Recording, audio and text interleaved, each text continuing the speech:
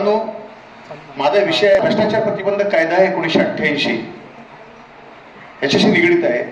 परंतु बाळांनो, भ्रष्टाचार हा शब्द याची व्याख्या कलम 7 मध्ये दिलेली आहे आमच्या, की जी व्याख्या असं सांगते की एखादा सरकारी नोकर का सरकारी नोकरी मानधनावर काम करणारा का सरकारी फॅसिलिटीवर काम करणारा सरकारी नियुक्त केलेला असा कोणताही व्यक्ती स्वतःच्या वैयक्तिक स्वार्थासाठी लोकांना वेटीला धरून लोकांवर दबाव, प्रलोभन, फूस अशा प्रकारे त्याला लाच देण्यास किंवा काम झाल्यानंतर त्याच्याकडून काही बक्षिशी पारितोषण घेऊन त्याचं शोषण करतो, त्याला वेटीला धरतो, याच्यावर कारवाई करण्यासाठी भ्रष्टाचार प्रतिबंधक कायदा निर्माण करण्यात आलेला आहे.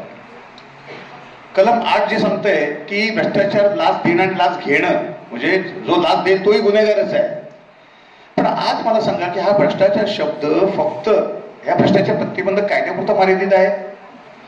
भ्रष्टाचार ह्या शब्दाची आपण फोड जेव्हा करतो, भ्रष्ट अधिक आचार, भ्रष्ट अधिक आचार, मग जे आचार, जे तुमचे कर्म आहे, जे तुमचं वागणूक आहे ते जर नीतीला धरून असेल किंवा कायद्याला धरून असेल तर त्याला भ्रष्टाचारच म्हणतात ना. आज तुम्ही विद्यार्थी आहात तर विद्यार्थ्यांचा गुणधर्म काय की विद्या ग्रहण करणे, बरोबर आहे. तुमच्या पालकांनी, तुमच्या आप्तांनी तुम्हाला ह्या शाळा कॉलेजमध्ये जे पाठवतात ते कशासाठी पाठवतात की याने ज्ञान संपादन करून एक चांगला माणूस, त्याचं चांगलं कॅरियर घडवण्यासाठी तुम्हाला पाठवलेलं आहे, बरोबर आहे. आणि हे जर तुम्ही नीतीने करत असाल तर तुमचा आचार हा सदाचार असेल. परंतु जर तुम्ही टंगळमंगळ करत असाल, शाळेच्या वेळात बॉम्ब मारून कुठे जात असाल, कोणाची चेष्टा मस्करीमध्ये हा जर वेळ तुम्ही व्यतीत करत असाल तर तुमचा आचार हा विद्यार्थीपणाला साजेसा असेल का? ह्याला भ्रष्टाचारच म्हणावं लागेल. कारण भ्रष्टाचार शब्दाची व्याख्या आपल्या जीवनाच्या अर्थाशी, मूलतत्वाशी निगडीत आहे. कायदा हा शब्द, याचा अर्थ माहिती आहे तुम्हाला? कायदा मीन्स व्हॉट? समाजाच्या मानसिक, भावनिक, आर्थिक, वैचारिक ज्या गरजा आहेत त्या गरजा ज्या नीतिनियमाने बांधित आहेत अशा नियमाच्या विरुद्ध जो काम करतो, जे काही कृत्य होतं त्याला गुन्हा ठरवलं जातं. मग समाजाला शिस्त लावण्यासाठी, समाजातील घडणारे अपराध त्यांना व्यसन घालण्यासाठी, जर बसवण्यासाठी, त्याला प्रतिबंध करण्यासाठी जे शासनाने नीतिनियम तयार केलेले आहेत त्याला कायदा म्हणतात, बरोबर आहे. मग आज विद्यार्थ्यांसाठी शाळेत येणं, सकाळी लवकर येणं आणि शाळा सुटलं जाणं हाही कायदाच आहे ना, एक प्रकारचा नियमच आहे ना. म्हणजे हा नियम सुद्धा एक कायदाच आहे. बाळांनो, हे सगळ्या गोष्टीचा ओव्हरफॉर्म मी याच्यासाठी करतोय की आज तुमचं हे जे बालपण आहे ना, बालपण, हे बालपण पुन्हा येत नसतं. त्यामुळे हा तुमच्या आयुष्याचा फाउंडेशन आहे, हा तुमच्या आयुष्याचा पाया आहे, पाया. आणि हा पाया जर मजबूत असेल तर तुमच्या उद्या आयुष्याची इमारत आहे ना, इमारत ही चांगली आणि भक्कमपणे उभी राहून तुम्हाला भविष्यामध्ये एक चांगला कर्तबगार व्यक्ती होण्यास मदत करणारी आहे. त्यासाठी आज शिक्षण, त्या महात्मा फुले थोर समाजसुधारक यांचं वाक्य आहे, विद्येविना मती गेली, मतीविना गती गेली, गतीविना वित्त गेले आणि वित्ताविना शूद्र खचले, असे अनर्थ एका अविद्येने केले. महात्मा फुले थोर समाजसुधारकांनी हे 100-125 वर्षापूर्वी सांगितलं होतं की विद्येचं महत्व काय. आज इथे जे लॅम्प लागलेले आहेत हे त्यांचं व्होल्टेज आहे, कुठलं 24 व्होल्टेजचा आहे, त्यामुळे 24 व्होल्टेजचा प्रकाश दिसणार. पण त्याच्यामध्ये जेव्हा 500 व्होल्टेजचा बल्ब जेव्हा लावेल तेव्हा हा पूर्ण तुमचा हा जो हॉल आहे हा पूर्ण रोषणाईने भरून जाईल, बरोबर आहे. मग तसं तुम्ही जास्तीत ज्ञान जेवढं संपादित कराल, म्हणजे कुठल्याही क्षेत्रातलं असू द्या, किंवा स्किल, कौशल्य तुम्ही संपादित कराल तर त्याप्रमाणे तुमच्या आयुष्याला ती ज्या स्किलचा आधार घेऊन तुमचे प्रगतीचे मार्ग तयार होणार आहेत. आणि त्यासाठी शिक्षण हा जो रस्ता आहे, या रस्त्यावर जो चालेल, या शिक्षणाच्या प्रकाशामध्ये जो आयुष्यात पुढे जाईल त्याची प्रगती होणार आहे. तुम्हाला शिक्षणाच्या प्रकाशात तुम्हाला प्रगतीची विविध रस्ते दिसणार आहेत. आज मी सरकारी अधिकारी असून आम्ही जेव्हा सरकारी विविध कार्यालयात फिरतो तर मला असं जाणवतं, सर 10वी बोर्डामध्ये कोकण विभाग हा फर्स्ट असतो बघा, आहे ना. महाराष्ट्रात नेतृत्व करतो 10वी 12वी मध्ये. अख्ख्या महाराष्ट्रामध्ये पुणे म्हणे विद्येची नगरी आहे, परंतु महाराष्ट्रामध्ये 10वी 12वीचा रिझल्ट मध्ये कोकण विभाग अग्रेसर असतो. मी इतकी बुद्धिवंत पिढी, इतके चांगले हुशार ह्या भूमीमध्ये निर्माण होतात. दरवर्षी ह्या रिझल्टवर आपलं त्याचं मूल्यांकन केलं जातं. पण आज इथे जेव्हा सरकारी मी सगळ्या कार्यालयात फिरतो, सर खेदाने म्हणावं लागतं की काय प्रांतीय बोलत नाहीये. मग तो महसूल असू दे, फॉरेस्ट असू दे, कुठलाही विभाग असू दे, त्याच्यामध्ये 90 ते 95% कर्मचारी हे कोकणातल्या बाहेरचे. कारण स्पर्धा परीक्षा म्हणजे काय, हे जे माहोल हे सातारा, सांगली, कोल्हापूर, पुणे, विदर्भ, मराठवाडा याच्यामध्ये जेवढं पाहायला मिळतं त्याचा प्रचार आणि प्रसार इथे कोकणात झालेला नाही आहे. आज मला सांगा, ओरसला जे मुख्यालय आहे त्या ठिकाणी 2 ते 2.5 हजार लोक भाड्याने राहतात. सरकारी कर्मचारी बाहेरचे जे लोक आहेत ते भाड्याने राहतात. तर ते जर 2 ते 2.5 हजार पोस्ट ज्या बाहेरच्या लोकांनी व्यापल्या होत्या, म्हणजे ते कॉम्पिटिटिव्ह स्पर्धा परीक्षा देऊन आलेले आहेत, ते त्यांच्या हक्काने आलेत ते. परंतु जर इथल्या मुलांनी स्पर्धा परीक्षेचा जर अभ्यास केला असता आणि त्यांनी जर MPSC मार्फत किंवा UPSC मार्फत त्या पोस्ट जर मारल्या असत्या, तर कदाचित हा जो मुंबईतून, आपल्या गावातून, कोकणातून ह्या जर पोस्ट इथे जर अक्वायर केल्या असत्या, तर निदान तेवढी 2-2.5 हजार जी मुलं आहेत जी मुंबईमध्ये जाणार आहेत त्यांना रोखता आलं असतं आणि 2-2.5 हजार घरं आज उघडी दिसली असती कोकणातली. बाळांनो, आज तुम्ही म्हणजे असं म्हणत नाही की ही मुलं काय सगळेच काय कमी शिकून पुढे काय होत आहे. कोण डॉक्टर होतंय, इंजिनियर होतंय, पण ही टक्के किती आहे? असे डॉक्टर इंजिनियर होणारी पिढी किती आहे? तर बाळांनो, ही 10% बी नाही आहे. 90% पोरं 12वी नंतर पुढे तिकडे मुंबईला गेल्यानंतर चांगले 80-85% मार्क असतात. कोणतरी मग कॉमर्स जॉईन करतंय, सायन्स जॉईन करतंय, आर्ट जॉईन करतंय आणि मग नाहीतर कोणत्या डिग्रीला जातंय, डिप्लोमाला जातंय. परंतु इथली भली मोठी घरं सोडून तिकडे वसई, विरार या ठिकाणी किंवा इकडे कल्याण, डोंगर या ठिकाणी 10x12च्या खोल्या किंवा 180च्या खोल्या, 300च्या खोल्यामध्ये लोक राहत आहेत. कधी कधी वाईट वाटतं. ही माझी कोकणातली सुजलाम सुफलाम भूमी, या भूमीमध्ये एवढा शिक्षणाचा दर्जा चांगला असताना सुद्धा मुलांना स्पर्धा परीक्षामध्ये यश का मिळत नाही? कारण जसा स्पर्धा परीक्षेचा प्रचार महाराष्ट्राच्या इतर राज्यामध्ये झाला, इतर म्हणजे जिल्ह्यांमध्ये होतोय, तसा प्रचार इथे होत नाहीये. आणि त्यामुळे इथे हक्काच्या जागा असताना सुद्धा, मी तुम्हाला एक उदाहरण देतो. इथे आमच्याकडे 20 WBCची भरती झाली, त्याच्यामध्ये सर 18 पोरी बाहेरच्या आहेत, सातारा, सांगली, कोल्हापूरच्या, आणि 2 मुली फक्त सिंधुदुर्गच्या आहेत. मला सांगा, आपल्या मुलीमध्ये कॅपॅसिटी नाही आहे स्पर्धा परीक्षेद्वारे निवड व्हायची? त्याचं एकच कारण मला समजतं की जो मी डोळसपणे त्याच्याकडे जेव्हा बघतो मला जाणवतं की जो स्पर्धा परीक्षेचा जो विषय आहे त्याचा प्रचार, याचं गांभीर्य, ह्या वाटा तुम्हाला 10वी 12वी नंतर दिसायला, 10वीच्या 12वीला असताना दिसायला पाहिजे, त्या तुम्हाला दाखवणारच कोण नाही आहे. आणि मी सरांना विनंती करेन की खरोखर शाळांमध्ये स्पर्धा परीक्षेचं वातावरण निर्मिती करण्यासाठी यांना स्पर्धा परीक्षा म्हणजे काय, MPSC म्हणजे काय, UPSC म्हणजे काय, बँकिंग, नॅशनल स्कूल ऑफ बँकिंगच्या एक्झाम्स म्हणजे काय, बँक प्रोफेशनल ऑफिसर्स एक्झाम म्हणजे काय, यासाठी काय लागतं, काय केलं पाहिजे, याची जाणीव करून देणं आपलं सर्वांचं कर्तव्य आहे. सर, आपल्या शिकलेल्या पिढींचं की आपल्या शिक्षक वर्गांचं एक कर्तव्य मी समजेन. कारण बाळांनो, आयुष्यात यशस्वी होण्यासाठी म्हणजे इंजिनियर झाला, डॉक्टर झाला म्हणजे यशस्वी, एक ही जी इथली शिक्षण पद्धती आपली आहे, ही शिक्षण पद्धती लॉर्ड मॅकॅलो 1860 मध्ये, लॉर्ड मॅकॅलो आणि 1863 मध्ये IPC निर्मिती झाली, इंडियन पिनल कोड. तर हे लॉर्ड मॅकॅलो हे ब्रिटिश काळामध्ये होते. त्यांनी जेव्हा इंडियात आल्यानंतर पूर्ण भारताची 15 वर्ष सफर केली, पूर्ण भारत फिरून काढला. इथल्या समाज जीवनाचा त्यांनी अभ्यास केला आणि अभ्यास केल्यानंतर त्यांना कळलं की इथे समाज एवढा एक संघ आहे की इथे एकत्र कुटुंब पद्धती आहे, इथे काका, मामा, भाऊ, मावशी बिवशी सगळे एकत्र राहतात, प्रत्येकाला आत्मीयतेची बीण आहे. एखादा समजा एखाद्या माणसाला काय प्रसंग पडला तर ते कुटुंब त्या माणसाला आधार देतंय. इथे कोणाची गरज लागत, इथे बार्टर सिस्टीम आहे.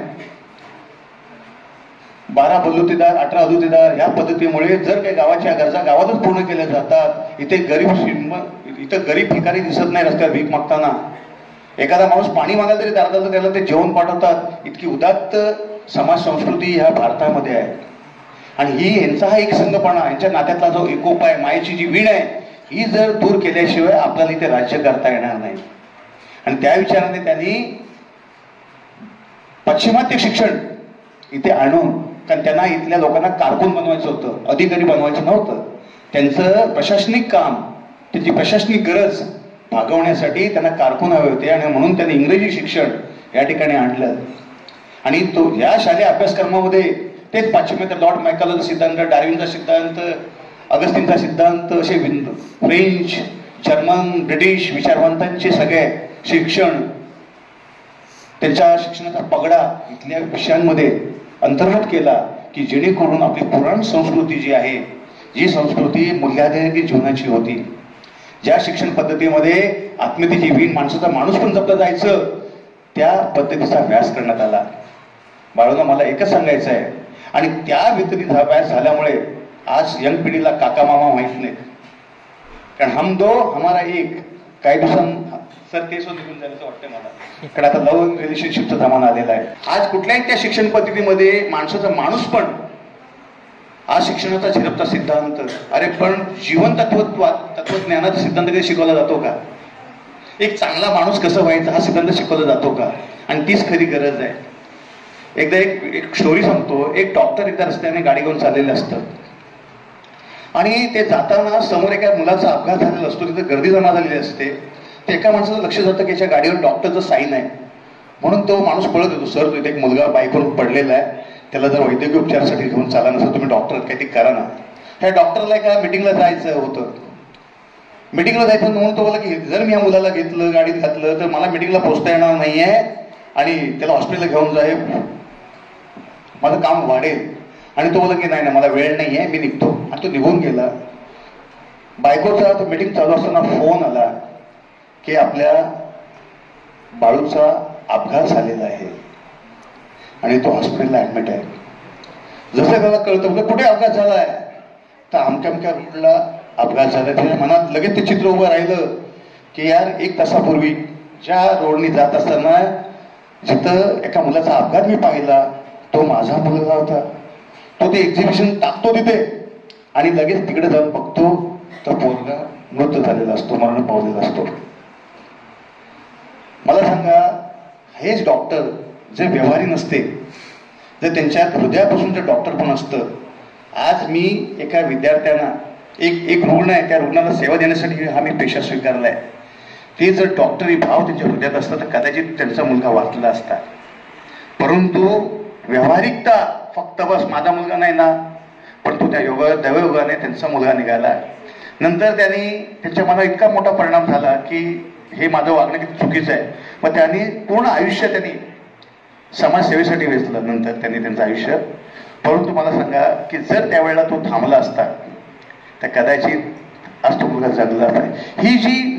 ही जी म्हणतात ना एक सामाजिक बांधिलकी किंवा ही दयाभाव हा सध्या कुठे बघायला मिळतो बाळांनो? आणि हा कुठल्याही पुस्तकात शिकवला जात नाही. खरोखर खेदाने बोलावं लागतं.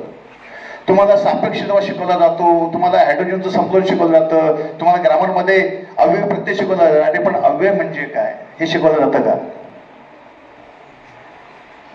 ज्या शब्दाच्या आधी अक्षर त्याला अव्यय म्हणाले, पण अव्यय मीन्स व्हॉट? म्हणजे आधी व्यक्त होणार, आधी व्यक्त होतं ते अव्यय. जे शिक्षण शिकवलं जावं ते ज्ञानार्थी म्हणून शिकवलं गेलं पाहिजे, परीक्षेच्या म्हणून नाही. आणि तुम्ही सुद्धा अभ्यास करताना जे विषय वाचाल, आज तुम्ही तरी विचार केलाय की इतिहास, भूगोल, नागरिकशास्त्र, सायन्स हे जे विषय तुम्हाला शिकवले जातात, कसे शिकवले जातात? जेव्हा तुम्ही इतिहासाच्या राणा प्रतापाची कथा असू दे, शिवाजी महाराजांची असू दे, संभाजी महाराजांच्या कथा असू दे, ह्या कथा शालेय अभ्यासक्रमामध्ये शिकवल्या जातात. कारण शालेय अभ्यासक्रमात येणारी मुलं ही निकोप असतात, निकोप मनाची असतात. त्याच्यामध्ये मनामध्ये कसा क्लेश नसतो. ती मुलं शांत, संयमी आणि निष्पाप असतात. अशा ह्या निष्पाप मनावर जर आपल्या चांगल्या संस्कारांचं जर बीजारोपण करायचं असेल तर त्या कथा, तो आदर्शवाद त्यांच्या मनावर बिंबवायला हवा.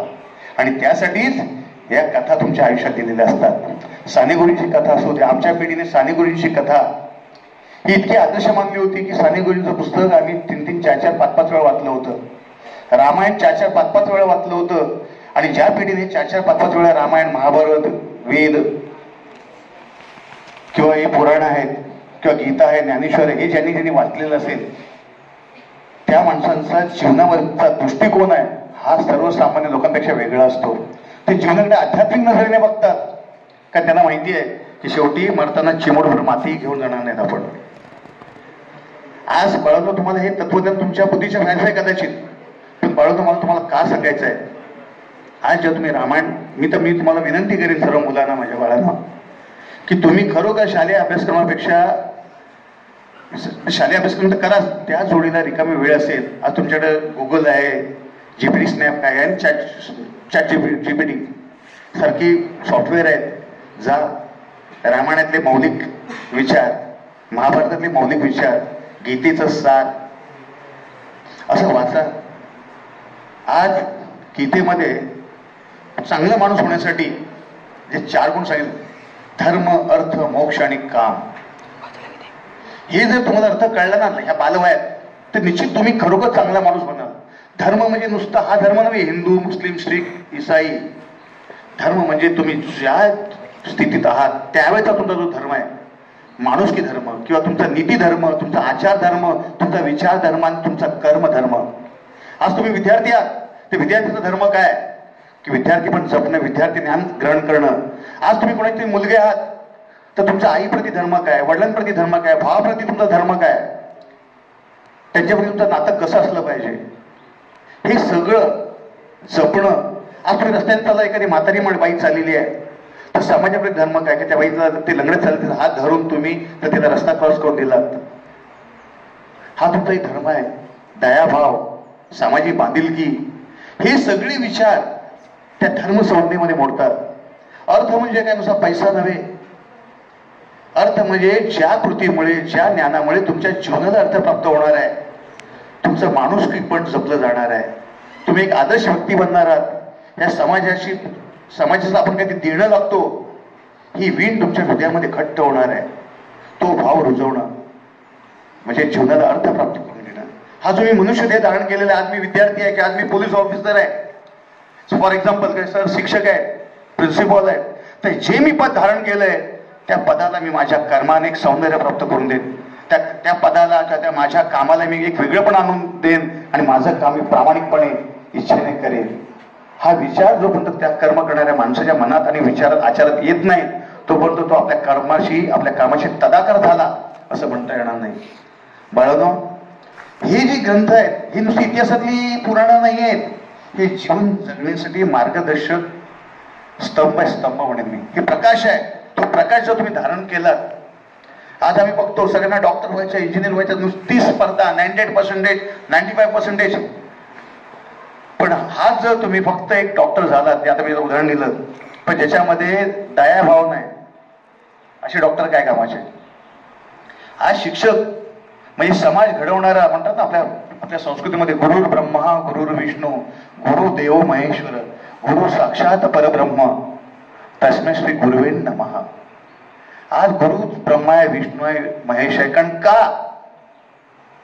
हा गुरु तुमच्यातलं सुंदरसं भावशिल्प कोरणारा मूर्तिकार आहे. मी मागे सांगितली होती कथा, ती कथा तुम्हाला सांगतो. बाळांनो, एक गाव असतं, गाव, त्या गावामध्ये एक मस्त मंदिर बांधलेलं असतं. आता ते मंदिर, त्या मंदिरामध्ये श्रीकृष्णाची मूर्ती तयार करण्यासाठी एका खाणीतले 4 दगड आणतात, 1, 2, 3 दगड आणतात. आता ते दगड मूर्तिकारांच्या समोर ठेवतात. मूर्तिकार त्या दगडापासून सुंदरशी मूर्ती तयार करण्यासाठी त्या दगडाला प्रत्येकाला पुढे घेतो. तर पहिल्या दगडाला पुढे घेतला जातो. तर तो दगड त्या मूर्ती समोर आल्यानंतर बघतो की मूर्तिकाराच्या हातोडी आहे, चिनी आहे, फावडा आहे, ते छोटं. तर बोला, हा माझ्या शरीराची शक्ल करणार, माझं शरीर पूर्ण विदीर्ण करणार, मला वेदना होणार. तो सोपलुलूप भावनेने बोलतो, रडायला लागतो. आणि तो दगड रडवा दगड बघितल्यानंतर तो मूर्तिकार म्हणतो, हा रडवा दगड, याला बाजूला ठेवा. दुसरा दगड बोलतोय, अरे पहिल्याने मस्त ऍक्टिंग केली रडण्याची, मी ते त्रास कशाला घेऊ. आणि तो दगड ही रडायची ऍक्टिंग करतो, त्यालाही बाजूला ठेवतात. तिसरा दगड बोलतो, ठीक आहे, काहीतरी आकार उकार आपल्याला येईल, काही मूर्ती बनायचा आपण प्रयत्न करूया म्हणून घाबरत पुढे जातो. आणि पहिली टाकीचा, चिनीचा घाव अंगावर पडल्यावर वेदना होतात आणि त्या वेदनेपासून दूर पळतो, दूर व्हायचा प्रयत्न करतो. परत घाव पडल्यानंतर दगडाने योग्य मुद्रा बदलल्यामुळे तो मध्ये दगड तुटतो आणि त्याचे 2 तुकडे होतात. मूर्ती करायची इच्छा असते घडवायची, पण तुटल्यामुळे त्या दगडाला पंचक दगड म्हणून बाजूला ठेवतात. तिसरा दगड हा वैचारिक असतो, संयमी असतो. त्याला माहिती आहे की मला इथे देवाची मूर्ती घडवण्यासाठी आणलेलं आहे आणि मला जर देव बनायचं असेल तर टाकीचे छिनीचे घाव मला सहन करावेच लागतील. आणि तो हसत मुखाने त्या मूर्तिकाराच्या समोर सामोरा जातो आणि त्या दगडातून तो सुंदरशी श्रीकृष्णाची मूर्ती तयार करतात आणि ती मूर्ती गावाच्या देवळात स्थापित करतात.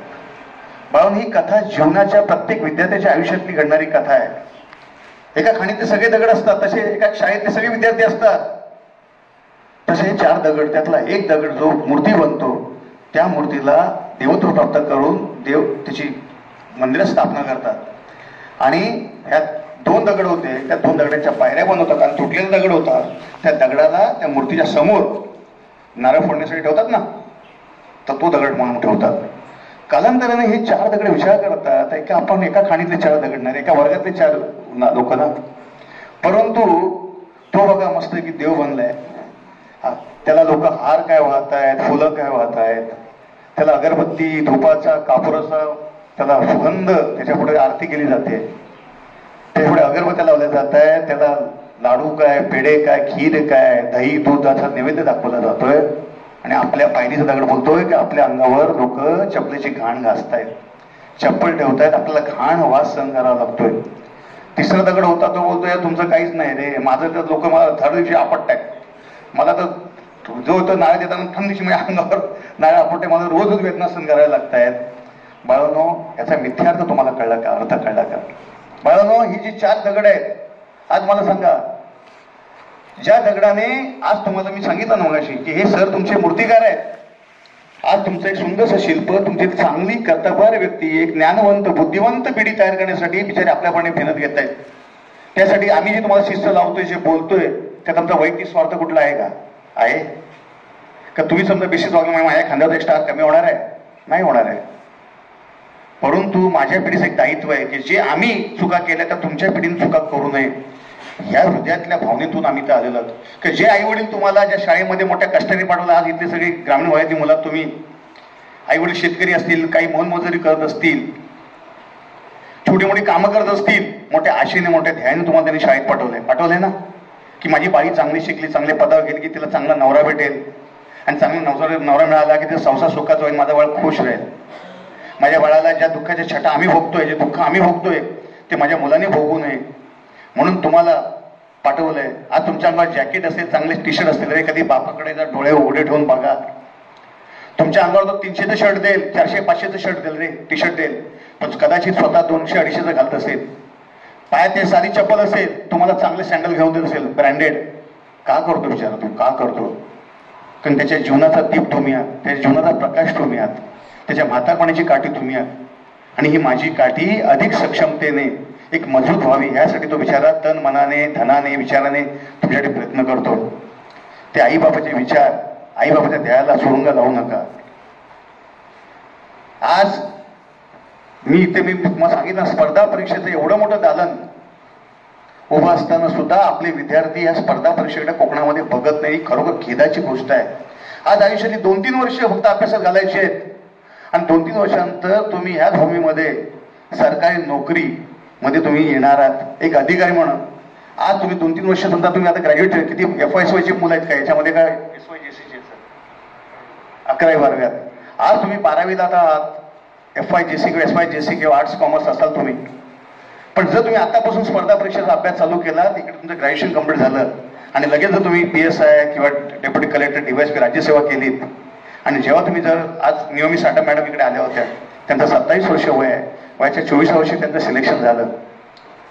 जेव्हा इतर त्यांच्या मित्रमैत्रिणी झोपत होत्या असतील ना, तेव्हा ते जागत होत्या, त्यांनी डोळ्याच्या खाचा केल्या असतील. पण आज 2-3 वर्ष अभ्यास केल्यानंतर आज त्या जो मान त्यांना भेटतोय, जो रिस्पेक्ट त्यांना मिळतोय, त्यांचे आई वडील, त्यांचा पूर्ण कुटुंबाचा उद्धार झाला. त्यांनी कोकणातले IPS म्हणून त्याचा सर्वत्र सत्कार होतोय, त्यांना सगळ्या ठिकाणी बोलत आहेत. का बोलत आहेत? असं त्यांनी काय असं म्हणे केलं? फक्त त्याने एकच केलं की वेळेचं महत्व जाणलं. आणि 2-3 वर्ष जेव्हा इतर लोक झोपत होते तेव्हा त्या जागत होत्या आणि त्याच जागण्यामुळे त्यांचं नशीब जागलं आणि नशीब जागल्यामुळे आज त्यांना मान सन्मान मिळतोय. जे केलं ते ज्ञानार्थी म्हणून केलं आणि ते रिअलाइज झालं की सगळ्याची चोरी करता येते, ज्ञानाची चोरी करता येत नाहीये आणि त्यासाठी मी जे करेन प्रामाणिकपणे करेन. आणि जेव्हा तुम्ही प्रामाणिकपणे एखाद्या विचार किंवा एखादा ध्येय तुम्ही बाळगताना, तर नीती ज्याला ईश्वर म्हणतात, ती म्हणतात ना, खुद को इतना काबिल बनाव की कामयाबी छत मार के तुम्हारे पीछे आएगी. 3 Idiots मधलं वाक्य आहे ना, ते जीवनात साकार होईल तुमच्या. आणि जेव्हा तुम्ही एखाद्या समारंभाला जाल, आता इथे मी व्यासपीठावर बसलो होतो, तर मनात मी असा विचार करतो की या खुर्चीवर मी बसलो नाही, माझी आई बसली, कारण माझ्या आईने मला हे घडवलं म्हणून मी आज त्या खुर्चीवर बसण्यासाठी काबिल झालो. तर मी बोलणार आहे की प्रभू, माझ्या मुखातून आज तू बोलणार आहेस, मी बोलणार नाही आहे. तू मला शक्ती देणार आहेस. माझ्या आईला मी मनातल्या मनात प्रणिपात केला. आयुष्यात प्रत्येकात तुम्ही प्रत्येक जे गुरुवारी असतील, तुमचे आई वडील असतील, त्यांच्या कष्टाचं मोल जाणार. आणि जेव्हा तुम्ही त्यांच्या कष्टाचं मोल जाणार, कधीतरी मुली तुम्ही जाता का संध्याकाळी घरी गेल्यानंतर की आई चल आज तू थांब जरा, मी जेवण करते. कधीतरी संध्याकाळी आईचे पाय दिवसभर आता फोडणीची कामं चालू आहेत, थकत असले बिचारी उन्हात माऊली, कधीतरी पायाला तेल लावून तिचे पाय चेपला तर तिच्या हृदयातून जो आशीर्वाद येईल ना, एक अरोमा येईल. तो अरोमा, तो आशीर्वाद, त्या फिलिंगनी तुमच्या आयुष्यातला प्रगतीचा मार्ग सुखकर बनवेल. सत्य आहे बघा. कारण हृदयातून निघालेली स्वच्छ फिलिंग असते ना, जी भावना, त्याचा भलो. कधीतरी एखाद्या म्हाताऱ्या बाईला तुम्ही रस्ता क्रॉस करून देताना काही बाई ओझं घेऊन चालले, तिचं काही गरिबी असेल तिची, पण ते मावशी थांब जरा, तुझं मी ओझं घेऊन चालतो. माझे कॉन्स्टेबल इथे, त्यांना विचारावं असलं तर, मी कधी सर गाडी घेऊन चाललो ना, एखादा माणूस दिसला, काका कुठे जायचं तुम्हाला, ओरच जायचं का, ठीक आहे मी तिकडे चालतोय, बसा ना गाडीत. मला एक सांगा की बाळांनो, कुठलंही पद असू द्या, आज तुम्ही विद्यार्थी आहात, उद्याच्या भविष्यात तुम्ही नागरिक आहेत, बरोबर आहे. पण आज मी आवर्जून सांगेन, आज या कोकण रोडला बघतोय मी, एवढी काही मोकळी जागा कोणाची असो, पण जर तुम्ही ज्या भूतलावर आपण पाय ठेवतो, ज्या जमिनीकडून निसर्गाकडून आपण घेतो, तर निसर्गाला देण्याची दातृत्वभाव आपल्यात का नसावा. तो का नसा मला सांगा ना. की जर आज तुम्ही शाळेत येताना एखादं झाड जर तुम्ही जूनमध्ये लावलात आणि नुसत्या आपलं जानेवारी, फेब्रुवारी, मार्च, एप्रिल, मे 5 महिने जर एखादी पाण्याची बाटली घेऊन आलात आणि त्या झाडाला तुम्ही जर टाकून गेलात, तर जेव्हा कधी मोठे व्हाल आणि त्या रस्त्याने समजा गाडीने जरी जात असाल ना, तर तुमचे पाय आहेत ना, गाडीचा ब्रेक तिथं थांबणारच. कारण त्या झाडाला तुम्ही हृदयातून पोचलेलं असतं. एक आत्महत्येची वीण त्या झाडावरती तयार झालेली असते. आणि हे प्रकृतीशी नातं जे आहे, नुसतं घेऊ नका. आज हे पाणी आपण मुबलकपणाने घेतोय. आज मी यंग पिढी बघतोय, मला खूप वाईट वाटतं की संध्याकाळी रोडवर काही पोरं व्हॉट्सअपवर चॅटिंग करतायत, सगळे असतायत, त्या रील बघत असतात. पण कधी समजा 10 पोरं अशी गावातली समजा एकत्र येतात का, चला रे आज आपण आपल्या नदीवर पाणी वाहून चाललंय, चला आपण सगळे म्हणून जरा त्या वाळूच्या गोणी भरूया, नदीतली माती, आणि रचून ते पाणी अडवूया की चला ह्या डोंगराला आपण पाणी अडवा, पाणी जिरवा ही स्कीम राबवूया. चला रे बाळांनो, आपण एकत्र येऊया आणि पाणी अडवा, पाणी जिरवा असे चर मार्ग, जेणेकरून आपल्या गावातल्या विहिरींची पाण्याची पातळी वाढेल. नुसतं आपल्याला घेणं माहिती आहे, देणं कधी शिकणार, कधी देणार. आणि जेव्हा तुम्ही देणं शिकाल ना, त्या तुम्हाला जीवन जगण्याचा सिद्धांत कळला असं मी म्हणेन. बाळांनो, तुम्हाला एक का सांगतोय, कारण उद्या तुम्ही भविष्यातले, आता तुम्ही झाला 18 वर्षाच्या वरील, ह्या भारताचे सुजाण नागरिक झालात. आणि हा नागरिक जर त्याच्यामध्ये सामायिक जाणीवेची वीण असेल, त्यांनी जपली असेल, तरच तो चांगला माणूस होऊ शकतो. स्वतःपुरतं गाडी बंगला बांधणारे सगळे असतात. स्वतःची प्रगती म्हणजे तुम्ही प्रगती नाही, पैसा म्हणजे सर्व नाही. जर पैसा सर्वस्व असतं तर इतिहासाने पैसेवाल्यांची नावं लिहिली असती. प्रकाश आमटे, बाबा आमटे, डॉक्टर अमोल कोल्हे, तिकडे डॉक्टर ते विदर्भात, तिकडे ते दोघं नवरा बायको काय करतायत. लोकविधानाच्या माध्यमातून प्रकाश आमटे, बाबा आमटे काय आपली सेवा करतायत, समाज सेवा करतायत. आज समाजाचं नाव आदर्श व्यक्ती म्हणून का घेत आहे. जो त्या साने गुरुजीची कथा आहे, त्याच्यात स्वार्थ आणि परमार्थ या शब्दाचा अर्थ दिलेला आहे. परमार्थ म्हणजे भक्ती नव्हे, परमार्थ म्हणजे परमर्थ, जीवन जगण्याचा परमर्थ. म्हणजे ह्या मानवी देह आपण जो धारण केलेला आहे, माणूस आहे ना, माणूसपण, हे माणूसपण जपणं, त्याचा अर्थ समजावून घेणं म्हणजे परमार्थ. तर एकदा साने गुरुजींची आई त्याच्या मित्राची आई आजारी असते, म्हणून तिच्या घरी जेवण करायला जाते. आणि जेवण करायला गेल्यानंतर तर प्रथम ती पहिल्या ह्याचं जेवण करते, श्यामचं जेवण करते, साने गुरुजींचं जेवण करते. तर त्याच्या आधी अशी घटना घडलेली असते की श्यामची आई ही त्यांच्या दारातले फणस, त्यातले गरे आजूबाजूला वाटते, आणि त्यानंतर उरलेले गरे श्यामला देते 5. तर श्याम थोडा बालिश असतो. तो श्याम म्हणतो, आई झाड आपलं होतं, सगळं आपलं होतं, पण तू गरे दुसऱ्यांना का वाटले. बाळा छोटी घटना आहे, सिंपल अशा घरी आपल्या आजूबाजूला आपण गळ करत असतो, पण त्याच्यात जीवनाचं तत्वज्ञान किती मोठं आहे त्याकडे आपण कधी डोळसपणे बघत नाही. तर श्याम होता, आई फणस आपला होता, घरी आपले होते, मग इतरांना का वाटले सगळं मला खायचे होते ना. तर श्यामची आई त्याला बोलते, बाळा बघ, झाड जरी आपलं असलं तरी ते त्याने जे अन्न बनवलंय ते प्रकृतीतून घेतलंय, म्हणजे जमिनीतून घेतलंय ना. आपण तू त्याला पाणी घातलंयस का? त्यामुळे त्या झाडावर तुझा जेवढा हक्क आहे तेवढा ह्या समाजाचा सुद्धा आहे. आणि त्यामुळे जो दुसऱ्यांचा विचार करतो, दुसऱ्यांसाठी जगतो, त्या भावनेतून मी ते सगळ्यांना वाटलं की नाही झाड सगळ्यांचं आहे, ते माझं नाही मी लावलं म्हणून. कारण माझं योगदान फक्त लावण्याचं आहे, पण ते प्रकृतीतून त्यांनी घेतलेलं अन्न हे सर्वांसाठी आहे. त्यामुळे मी सर्वांना वाटल्यानंतर तुला दिलं. आणि बाळा एक लक्षात ठेव, जो दुसऱ्यांचा विचार करतो, दुसऱ्यांच्या सुखाचा विचार करतो, त्याला देवत्व प्राप्त होतं. आणि स्वतःपुरता जो विचार करतो त्याला राक्षसत्व प्राप्त होतं. तुला आयुष्यात देव बनायचं आहे की राक्षस बनायचं आहे तू ठरव. काय बोलली? हा विचार त्याने श्यामने मनात ठेवला, साने गुरुजी मनात ठेवला. आणि त्यानंतर जेव्हा आई मित्राच्या घरी स्वतःचं जेवण 9-9:30ला केलं आणि नंतर ती 11 वाजता तिकडे गेली, त्यानंतर आल्यानंतर श्यामला मस्त पॉइंट भेटला. श्याम म्हणतो, आई त्या दिवशी मस्त तत्वज्ञानची डोस मला बांधलीस ग, की पहिला दुसऱ्याचा विचार करावा. आज मात्र तू पहिलं माझं जेवण केलंस, नंतर तिकडे गेलीस ना, हे तुझं चुकलं नाही? हा तुझा स्वार्थ नाही का? ताई म्हणाली, बाळा बघ, सकाळी 9 वाजता मी जेवण तुला करून गेल्यामुळे तुला दुपारी थंड जेवण खायला मिळालं, पण तुझ्या मित्राकडे मी 11 वाजता गेले होते त्यामुळे त्याला गरमागरम जेवण खायला मिळालं. आणि त्यामुळे तुझ्या दृष्टीने स्वार्थ असेल तर माझ्या दृष्टीने परमार्थ आहे. म्हणजे ह्या कृतीमध्ये सुद्धा तुझ्या मित्राला गरमागरम जेवण खायला मिळावं. माझं बाळ थंड जेवण खाल्लं ते चालेल, पण दुसऱ्याने चांगलं गरमागरम जेवण खाल्लं पाहिजे. बाळांनो, हा जो विचार आहे यालाच आपण सामाजिक बांधिलकी किंवा शेजार धर्म म्हणा किंवा माणुसकी पण म्हणा, ह्या शब्दाने हा शब्द त्याला लागू पडतो. बाळांनो, हे तुम्हाला का सांगायचं आहे? हे जर तुम्ही अशा काही चांगल्या कथा, असे चांगले काही विचार जर तुम्ही हृदयामध्ये रुजवलेत तर आज समाजामध्ये भ्रष्टाचार, गुन्हेगारी करणे चाललंय. हे का चाललंय?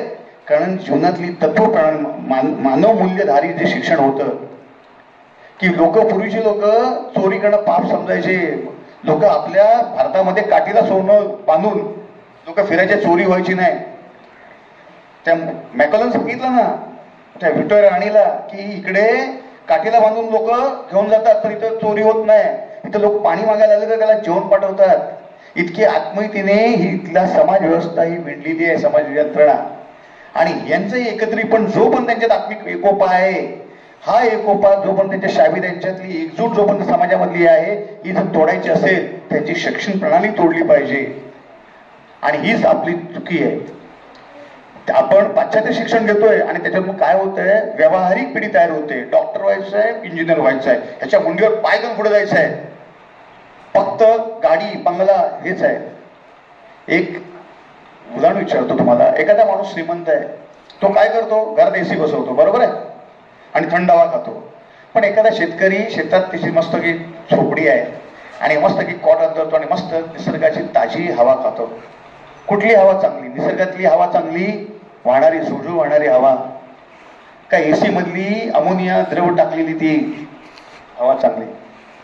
तो तिकडे मुंबईला आम्ही पॉलिथिन मधलं मॉलमध्ये जातो आणि पॉलिथिन लावलेलं हायजेनिक फूड्स असं अन्न घेतात आणि मोठ्या दिमागात सांगतो आम्ही ते मॉलमध्ये तिथे आहे ना, सेंद्रिय खतावर बनवलेलं ते आम्ही अन्न खातो.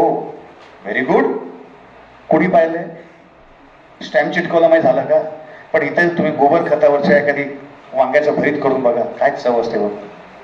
वालाच्या शेंगा इतकडच्या खाऊन बघा, कुठलं अन्न चांगलं? ते अन्न चांगलं की इथलं समोरचं अन्न चांगलं? घरामध्ये कृत्रिम तारांगण तयार करतात लोक की आकाशाचा फील यावा. पण एखादा माणूस एखाद्या क्वार्टर झोपतो, मस्त एखादा अंग गातोय आणि मस्त की आकाशातल्या नभांगण बघतोय, नभाचा रोजचं वेगळं सौंदर्य पाहतोय, त्याला ढगांच्या छटा पाहतोय. कुठलं सौंदर्य चांगलं दिसेल? बाळवणं, हे मनातल्या आहे ना, जीवनमानाचा दर्जाबद्दल ज्या संकल्पना नव्या पिढीत तयार केल्या आहेत ना, की ती ब्रँडेड जीन्सची पॅन्ट घातली, त्या ब्रँडेड शर्ट घातलं म्हणजे आमची पोझिशन चांगली. अरे ब्रँडेड शर्ट घातलं पण तुम्ही काटकोळे असाल, फायदा काय?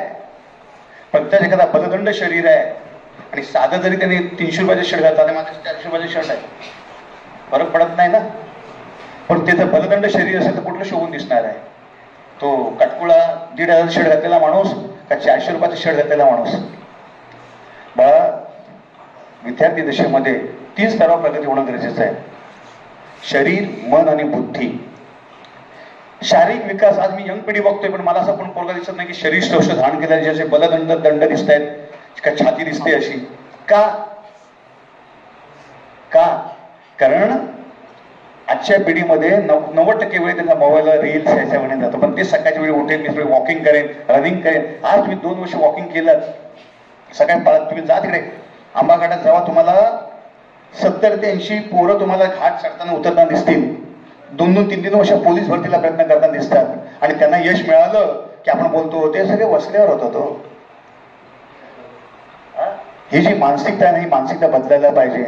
आज तुमच्या आयुष्यात तुम्ही चांगली शिस्त पाळली नाही, सकाळी उठला नाही, होतंय रे, जातंय रे, आणि मग कुठेतरी ती पायरीचा दगड व्हायचं. आणि मग एखादा कोण मेहनत घेतो, याला इकडे द्यायला बघताय ना, त्याला नशिबात मिळालं, आम्हाला नशिबात नाही मिळालं. बाळांनो, आपण आपलं नशीब स्वतः घडवतो. आणि त्यासाठी चांगल्या सवयी, चांगल्या शरीर तुमचं मजबूत असलं पाहिजे. शरीर सुद्धा संपत्ती आहे. 4 चौकात गेल्यावर तुमचं पहिलं काय दिसतं? शरीर दिसतं ना, आणि नंतर मग तुमचे विचार दिसतात. तर शरीर सुद्धा जर तुमचं चांगलं असेल, मजबूत असेल, तर तुम्हाला आजार पण येणार नाहीये. तुमची 4 चौकात तुम्हाला अभ्यास करताना सुद्धा 8-8, 9-9 तास तुम्ही अभ्यासात जागलात तरी तुम्हाला त्रास होणार नाही. तुमच्या डॉक्टरचा खर्च वाचेल. आणि चांगलं मन म्हणजे एखाद्याने चांगलं दिसतंय. आज तुम्ही जर निसर्गाकडे बघितलं ना, तुमचं मन जर सजीवळ असेल, निकोप असेल, तर तुम्हाला निसर्गाकडे निष्कृत दिसून येईल. ही झाडं विषयी तुमच्या आजूबाजूला उभी आहेत. कधी अपेक्षा बाळगतात काय? अरे बाळगतात का? नाही बाळगत. पण तुम्हाला सावली देतात, तुम्हाला फळं देतात. तर निसर्गाकडून निष्कृत भाव तुम्ही घेऊ शकता. त्यासाठी मन तुमचं निकोप असलं पाहिजे. ते चांगलं ते मी शोषून घेईन, हे करण्यासाठी आज एखादा कवी आहे, त्या कवीला जे तुम्हाला दिसतं त्याला दिसतं. मी जेव्हा कधी कधी इथून गावी जातो बाईकने, तर मी 4 तास वेळ लावतो. पण आकाशातून ढगाचे विविध रूप पाहताना मला एखादी सुंदरशी कविता सुचते, मी लगेच उतरतो, पेन घेतो, कागद घेतो, लिहून टाकतो. कधी त्याला चाल बांधायचा प्रयत्न करतो. आनंद राहण्यासाठी तुम्हाला काय पैसे, गाडी, बंगला, पिझ्झा, बर्गर खाल्ला म्हणजे आनंदी का? आणि एखादा गरमागरम नास्तीच्या भाकरीवरचं भरीत, वांग्याचं भरीत, त्याच्यावर ते मेथी कूट टाकून केलेलं भरीत किती सुंदर लागतं. बाळांनो, आनंद आहे ना छोट्या मोठ्या गोष्टीत आहे. तो कसा वेचायचा त्याची दृष्टी विकसित करा, की जेणेकरून आज तुम्ही समजा आता पावसाळा सीझन होता, कितीतरी नदी नाले वाहत होते. मला असं छंद आहे, कधी वाटलं असं तर लगेच बॅग ठेवायची, कपडे काढायचे, पाण्यात जायचे, आंघोळ करायचं, पोहायचं, परत बसायचं आणि जायचं. आनंद आहे ना. आज निसर्गाच्या पाण्यामध्ये जेव्हा तुम्ही पोहता, तो आनंद तुम्हाला स्विमिंग पूल मध्ये मिळेल का? एखादी रानफुलं इथे जाताना इतकी सुंदरशी त्याची पिवळ्या रंगाची अशी सूर्यफुलासारखी फुलं उमवलेत बघा, रानफुलं आहेत ती, पण त्याचं ते आघात सौंदर्य खरोखर साठवण्यासारखं आहे. निसर्ग विविध ऋतूमध्ये विविध रंगरूपाची माया पेरत असतो बाळांनो. फक्त ती बघण्याची दृष्टी आपल्याकडे नसते आणि त्यामुळे आपली अधोगती होते.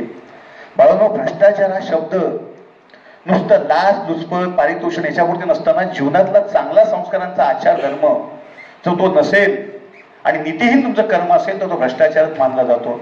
विद्यार्थी हा जर शिस्तप्रिय नसेल, विनयप्रिय नसेल तरी तो भ्रष्टाचारच मानला जाईल. त्यामुळे तुमच्या मनावर बिंबवण्यासाठी मी हे सगळं कथन करतोय. बाळांनो, विद्यार्थी मध्ये 3 गुण असले पाहिजेत. एक तेजस्विता, तपस्विता आणि तत्परता. तेज म्हणजे काय? प्रकाश. मी तुम्हाला माहिती सांगितली, इथं जर 500 व्होल्टचा मी बल्ब लावला तर पूर्ण हॉल प्रकाशमान होईल, बरोबर आहे? मग जसा तुमचा ज्ञानाचा प्रकाश, तेज, ज्ञानाचं तेज जेव्हा तुमच्याकडे यायला लागेल ना, आज मी जे बोलतो, मी तुमच्याकडे विद्यार्थीच होतो ना, पण भरपूर वाचन केल्यामुळे कुठलाही विषय जर समोर पडला तरी मला भीती वाटणार नाही. काय कळलं का? तर हे का सांगतोय तुम्हाला मी, की हे जे ज्ञानाचं तेज आहे त्याची कोणी चोरी करू शकत नाही. त्यासाठी तुम्हाला जेव्हा जेव्हा संधी भेटेल, म्हणजे कुठलाही असू दे, तांत्रिक स्किल असू दे. आज तुम्ही बाळा मुली आहात, बरोबर आहे, पण एक चांगली फोडणी कशी दिली जाते हे आईकडून शिकून घेतली. तुमची फोडणी, तुमचं जे जेवण आहे, जेवण जर तुम्ही चांगलं पाककला शिकून घेतलीत तर ते करताना तुमच्या हृदयामध्ये हा भाव असेल की माझा दादा किंवा माझे बाबा यांनी ती भाजी खाल्ल्यामुळे त्यांना चांगलं समाधान भेटलं पाहिजे. या भावनेने जर तुम्ही भाजी केली तर तुमची ती भाजी करण्याची कृती भक्ती होऊन जाईल, कर्मभक्ती, की आई बापाला सुख मिळावं आई बाबाला समाधान वाटावं म्हणून मुलाने एखादी कुठली कृती केली जाते, तो त्याचा तो धर्म असला तरी, पुत्र धर्म पुत्री धर्म जरी असला, तर ती कृती जर तुम्ही सद्भावनेने केली असेल, हृदयातून चांगल्या भावने केली असेल, तर तुमची ती कर्मभक्ती केली जाते, ती कर्मभक्ती मानली जाते आणि ती ईश्वरापर्यंत पोहोचते. आणि त्यासाठी हा तुमचा जो आहे धर्म, आपलं तेज, ज्ञानाचा तेज, तेजस्विता हा गुण आहे, हा तुमच्या ज्ञान एक्वायर करणं. डॉक्टर अब्दुल कलाम यांचं वाक्य आहे, you have to set the goal. तुमच्या आयुष्याचा ध्येय निश्चित करा आणि त्यासाठी काय करा, एक्वायर द नॉलेज. त्यासाठी त्या क्षेत्रातलं नॉलेज एक्वायर करा. कळलं का? तर हे जे थोर महान प्रबोधी होऊन गेले, त्यांनी जे मांडलेले विचार आहेत, हे विचार तुम्ही जर तुमच्या जीवनात अंगीकारलेत, ते तेज जर संपादन केलं, तर तुम्ही खरोखर आज या नियमी साठा मॅडम असू द्या, त्याच्यात रावले साहेब होते. रावले साहेबांना मी सर भेटलो, तर त्यांनी सांगितले, सर फर्स्ट अटेम्प्ट झाले दिशा अकॅडमी, ते सुद्धा मॅडमच्या आदिशा बॅचचे. तर त्यांनी सांगितलं, सर लहानपणापासून मला ना सर पेपर वाचणे, त्यांचे आई वडील शिक्षक होते आणि लहानपणापासून माझी आई 2 तास माझ्याकडून पेपर वाचून करून घ्यायची आणि त्या पेपर वाचण्याचा मला जीके साठी खूप फायदा झाला सर. आंतरराष्ट्रीय राष्ट्रीय घटना ह्या माझ्या लहानपणापासून वाचण्यात गेल्यामुळे माझा बेस चांगला होता. त्यामुळे फर्स्ट अटेम्प्टमध्ये मी जे पास झालो, तर त्याचं कारण ते आहे. आज जर तुम्ही आतापासून जर रोज तुम्ही पेपर वाचन केलं, पेपरात काय वाचायचं, कुणी कोणाला भोसकलं, मारलं, कुणी आत्महत्या केली, वाचायचं नाही.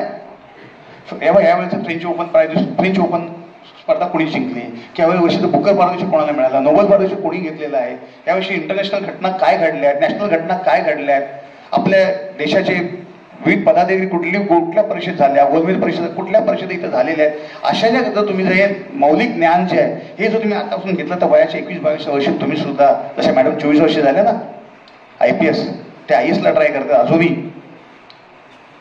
काल मला सर एक शिक्षण अधिकारी भेटले होते, ते ट्रेनिंग अधिकारी राज्यसेवेमार्फत आलेले. आम्ही जेव्हा जिल्हाधिकाऱ्याला गेलो होतो, तर शिक्षण अधिकारी म्हणून त्या पदावरती आता ते प्रोफेशनल आहे सध्या.